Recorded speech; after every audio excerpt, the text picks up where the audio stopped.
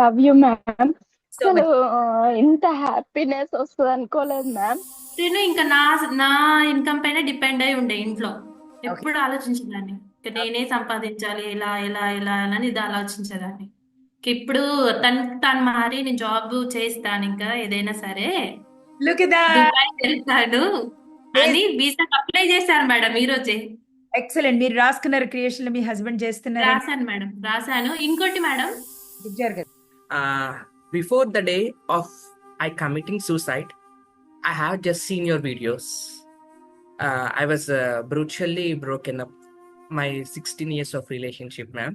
But first time I felt happy by listening your words. నేను అందరూ నమ్ముతారో నమ్మరో, నేను maximum December 11th or 12th నేను పీస్ఫుల్గా నిద్రపోయింది. ఆ తర్వాత ప్రతిరోజు మీ వీడియోస్ వింటూనే నా ఫోన్లో మీ వీడియోస్, మా మమ్మీ అంటుంది వీడికి ఇదేం పిచ్చో, మీ వీడియోస్ వింటూనే పడుకుంటున్నాను.